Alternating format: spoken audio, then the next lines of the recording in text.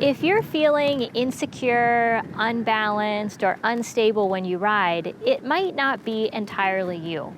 Our saddle plays a really big role in how comfortable we are. Just as the saddle needs to fit our horse, the saddle also needs to fit us as the rider. What I want to do in this video is tell you 5 ways that you can tell that your saddle probably doesn't fit.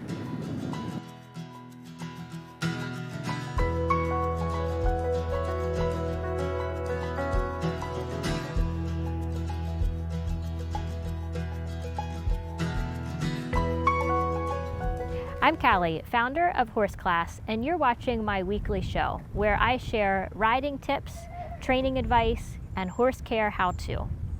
In this video, we're going to be looking at saddle fit, so let's jump right in. I have 2 styles of saddles here today. This is an English style close contact saddle, and this is a trail saddle. Regardless of the type of saddle, these 5 things to look for, these 5 signs that your saddle does not fit you as the rider, are going to be true. Of course, saddles are built differently depending on the activity that they're made for.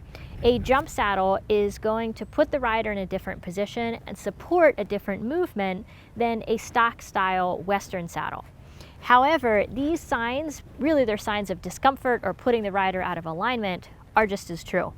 In addition, what we're talking about here isn't saying that if this is true for you and the saddle doesn't fit you, that it's a terrible saddle, because saddles are kind of like a pair of shoes.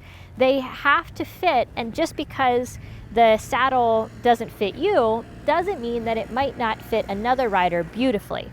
Now, of course, there is an amazing amount of craftsmanship that goes into constructing a good saddle.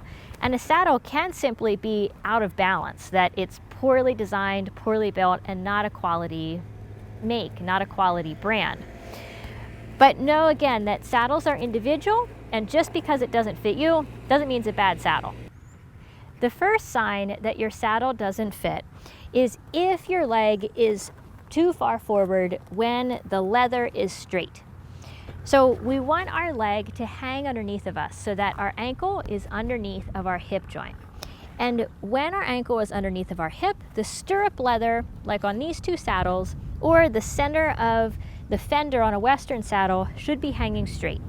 If it's angled back, you're going to be constantly having to fight and pull this back in order to keep your leg under you. So why does this happen?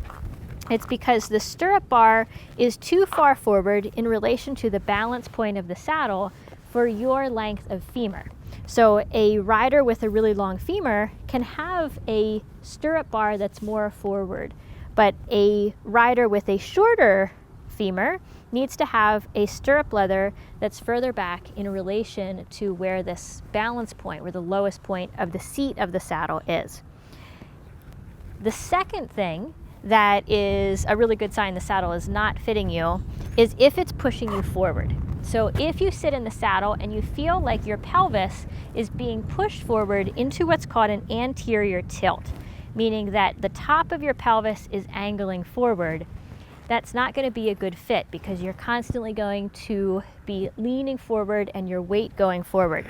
That can be a sign of either a seat that is too small for the rider, or it can be a sign of a saddle that has a rise that's too steep. The third sign that your saddle doesn't fit is if your crotch is uncomfortable.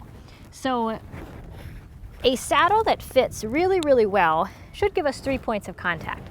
It should give us 2 points of contact in the back here for our sit bones, and then a 3rd point of contact here in the front for the pubic bone. The saddle has to support this when our pelvis is in neutral. So we don't want to go moving our pelvis around to try to find this 3-point seat. But what can happen is if the front of the saddle rises too steeply for your conformation, that either it's hitting you when you're just sitting in the saddle, or especially in, say, the rising trot or even the canter, if you're hitting your pubic bone here, that's going to get uncomfortable really quick. Now, this can happen because the shape of the actual seat, that the front of the saddle here rises too quickly, or it can happen again if the seat size is too small. If there's a choice between riding in a saddle that's a little too big for you or a little too small for you, you're going to be more comfortable in the saddle that's actually a little bit too big. The fourth sign is if your seat bones become uncomfortable. And now this can happen, obviously, if you're not accustomed to riding, you go on a long ride, or the seat of the saddle doesn't have much cushion and it's really hard. Sometimes the seat bones can get sore just from that pressure, that contact. However, if the seat of the saddle, which is the part here that is actually making the contact with our sit bones, if that is not wide enough to support your sit bones, and your sit bones are kind of hanging out over the edge like this, not only is that going to feel really unstable because you don't have that really kind of almost flat and even spot for your sit bones to sit down in. So it'll feel unstable, but it's also going to make you sore because it's going to put more pressure, and it can even start to put a little bit of pressure out this way on the pelvis, which can give you that feeling where you just feel like kind of your whole pelvis, your whole hip area and muscles get really tired. So that's the fourth sign. The fifth sign is one that is pretty obvious and is more common for riders with that long upper leg. And that's if your knee is sticking out over the front of the saddle, it probably doesn't fit you very well. There's many other subtle details that we could go into for saddle fit, and how to tell what is the right saddle for you depends on not only your conformation and your fit, what activity you're going to be doing, and of course, how the saddle fits you and your horse. The best saddle is the one that fits. There's great brands out there. There's many good options to buy both new and used saddles. And saddle fitters, especially independent saddle fitters that aren't connected to just one brand, can be an incredible resource. Always ask for references, do your homework, find someone that you really trust, and talk to them about the fit of the saddle. Be willing to try a lot of different saddles, especially if you're shopping, in order to find one that you're really comfortable with. And my personal preference, I love to buy used saddles that are already broken in, and then I can buy a higher quality saddle for lower money. I can get a higher quality saddle for my budget, is my personal preference. One last word is it can be difficult to find that perfect fit, especially if you're riding at lesson barns and you have to kind of make do with whatever is available.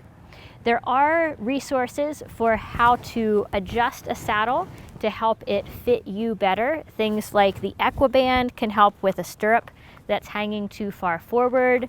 Stirrup shims can help to level a saddle if the stirrups are uneven. And cushions can help make a saddle that's a little too big fit more comfortably. But you always want to pay attention to the fit of your saddle, and even just knowing that it doesn't fit quite right can help you understand that it's not all your riding. The saddle plays a big role as well. I would love to hear from you now. Leave a comment down below and tell me, what style of riding do you do? What kind of saddle do you ride in?